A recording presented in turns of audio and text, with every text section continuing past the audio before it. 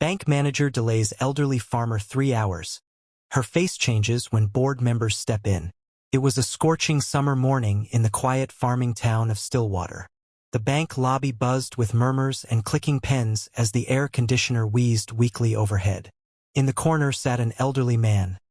Sun-beaten skin, calloused hands, clothes neatly ironed though faded. His name was Mr. Harold Whitmore, an 82-year-old widower who had farmed the same patch of land for over 5 decades. Clutched tightly in his hand was an envelope. Inside it was a personal check, $76,300. It was his life savings, earned from selling off his land, equipment, and the last few cows that had been with him since his children left home. The money was everything he had left.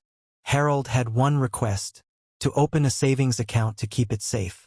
But the young, sharply dressed bank manager, Vanessa, barely looked up when he approached the counter.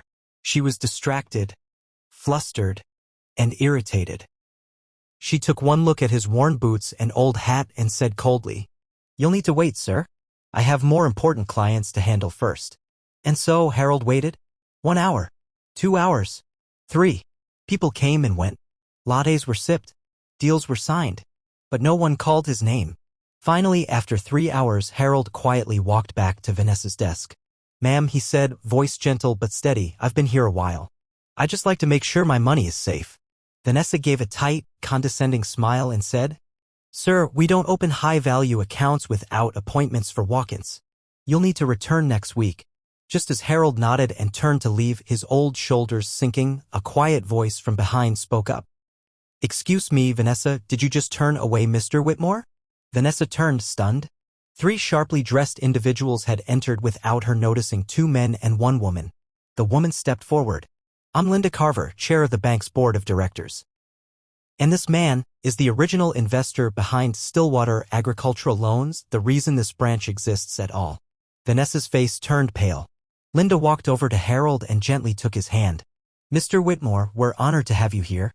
Please, let us escort you to the executive lounge and open your account personally. Your name is part of this bank's history." Harold, confused and embarrassed, followed. Inside the executive room, he was greeted like royalty. They offered coffee, shook his hand, and even gave him a platinum-tier account with lifetime benefits, no fees, priority service, and a personal advisor. As Vanessa watched from outside the glass door, her face stiff with disbelief, Linda turned back to her and said firmly, "You judge the man by his coat. But if you knew the seeds he planted in this community, you'd realize he grew more than crops. He grew this bank." A week later, Vanessa was quietly reassigned to a different branch.